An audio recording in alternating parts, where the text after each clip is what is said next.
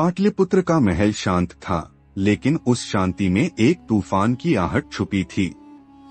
सम्राट चंद्रगुप्त मौर्य, जो अब तक मगध से लेकर सिंधु घाटी तक अपने साम्राज्य की पताका लहरा चुके थे, अब एक ऐसे युद्ध की तैयारी कर रहे थे जो केवल तलवारों का नहीं बल्कि सभ्यताओं का संघर्ष था।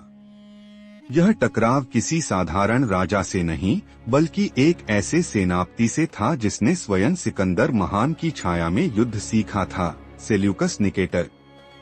यूनानी सेना ने भारत की सीमाओं को लांघने का दुस्साहस किया था और अब चंद्रगुप्त के सामने केवल एक विकल्प था, या तो आत्मसमर्पण या फिर विजय। पश्चिम की ओर से आती धूल भरी हवाओं के साथ यूनानी सेनाएं सिंधु नदी पार कर चुकी थीं। सेल्यूकस ने अपने सैनिकों के साथ गंधार और बलूचिस्तान की सीमा से होते हुए भारत की धरती पर कदम रखा। उसके सैनिक संगठित, प्रशिक्षण प्राप्त और अनुशासित थे। युद्ध घोषों के बीच उसकी योजना थी भारत के पश्चिमी प्रदेशों पर अधिकार कर धीरे धीरे पाटलिपुत्र की ओर बढ़ना। परंतु वह इस बात से अनजान था कि उसके रास्ते में चाणक्य की बुद्धि और चंद्रगुप्त की धधकती वीरता उसका इंतजार कर रही थी। चंद्रगुप्त जब चाणक्य के कक्ष में पहुंचे तो उन्हें पहले से ही जानकारी थी कि यूनानी सेना भारत में प्रवेश कर चुकी है। चाणक्य ने शांत स्वर में कहा, सेल्यूकस युद्धकला में दक्ष है, लेकिन वह भारत की आत्मा को नहीं समझता।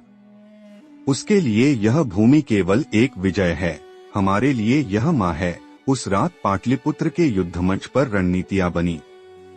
चाणक्य ने कहा, हम सीधे युद्ध नहीं लड़ेंगे, पहले उसकी रीढ़ तोड़ेंगे, उसकी रसद, उसकी जानकारी और उसकी गति। भारत के जंगल, पहाड़ और गुप्तचर अब मौर्य सेना के सबसे बड़े हथियार बन गए। सेल्यूकस की सेना ने जैसे ही पूर्व की ओर कूच किया, उन्हें रास्ते में घने जंगलों से गुजरना पड़ा। यहीं से शुरू हुआ गुरिल्ला युद्ध। मौर्य सैनिक पेड़ों की छाया में छुपकर यूनानी सैनिकों पर तीर वर्षा करते। रात को शिविरों में आग लगा दी जाती, भोजन की आपूर्ति में जहर मिला दिया जाता।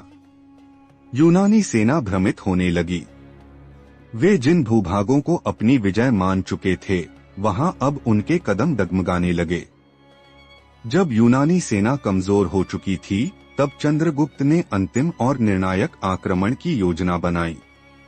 उन्होंने सेना को 3 भागों में बांट दिया, आगे से आक्रमण करने वाली टुकड़ी, पीछे से घेराबंदी करने वाली और बीच में हाथी दल।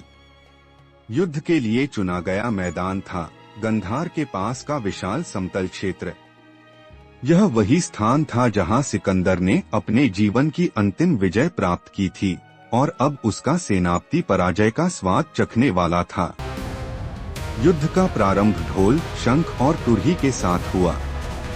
यूनानी भालाबाज और धनुर्धारी आगे बढ़े, लेकिन जब मौर्य हाथी दल मैदान में उतरा तो यूनानी पंक्तियां टूट गईं।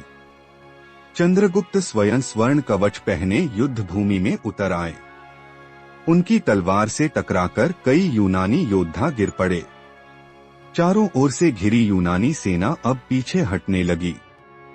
रक्त, धूल और क्रंदन के बीच इतिहास अपने पन्नों में एक नया अध्याय लिख रहा था। सेल्यूकस, जो अब तक अपने विजय अभियान में अजेय रहा था, अब समझ चुका था कि भारत को जीतना सरल नहीं। उसने चंद्रगुप्त के पास शांति वार्ता का प्रस्ताव भेजा। चाणक्य मुस्कुराए और बोले, हम शांति चाहते हैं, लेकिन आत्मसम्मान की कीमत पर नहीं। बातचीत के कई दौर चले और अंततः एक ऐतिहासिक संधि हुई जिसने केवल 2 साम्राज्यों को नहीं जोड़ा बल्कि 2 संस्कृतियों को भी पास लाया। इस संधि के अनुसार सेल्यूकस ने अपने अधीनस्थ 4 विशाल प्रदेश गंधार, पारसिक, अराकोसिया और गेड्रोसिया को मौर्य साम्राज्य को सौंप दिया। इसके बदले में चंद्रगुप्त ने यूनान को 500 प्रशिक्षित युद्ध हाथी दिए, जो आगे चलकर सेल्यूकस की मध्य एशिया की लड़ाइयों में काम आए। संधि को और प्रगाढ़ बनाने के लिए सेल्यूकस ने अपनी पुत्री हेलेना का विवाह चंद्रगुप्त से कर दिया। मेगास्थनीज को भारत में यूनानी राजदूत बनाकर भेजा गया, जिससे दोनों सभ्यताओं में संवाद बना रहे। इस संधि ने केवल भारत की सीमाओं को नहीं बढ़ाया, बल्कि भारत और यूनान के बीच एक सांस्कृतिक पुल भी तैयार किया। हेलेना ने भारतीय परंपराएं अपनाई और चंद्रगुप्त ने यूनानी स्थापत्य, विज्ञान और चिकित्सा को अपने दरबार में स्थान दिया। मेगास्थनीज की पुस्तक इंडिका में भारत के बारे में जो चित्रण हुआ, उसने पूरी यूनानी दुनिया को भारत की महानता से परिचित कराया। यह केवल तलवारों का नहीं, विचारों का भी संगम था। अब मौर्य साम्राज्य उत्तर में हिमालय से लेकर दक्षिण में कृष्णा नदी तक और पश्चिम में बलूचिस्तान से लेकर पूर्व में बंगाल तक फैला हुआ था। यह भारत का वह क्षण था जब वह एक राष्ट्र की चेतना में बदल रहा था। और इस ऐतिहासिक क्षण की नींव थी चंद्रगुप्त की वीरता और चाणक्य की दूरदृष्टि। इतिहास अब कहता है, जब भारत ने यूनान को न केवल युद्ध भूमि में हराया, बल्कि उसे संस्कृति और विवेक में भी समाहित कर लिया। अगली कड़ी, चंद्रगुप्त का विवाह, जब भारत और यूनान का मिलन हुआ।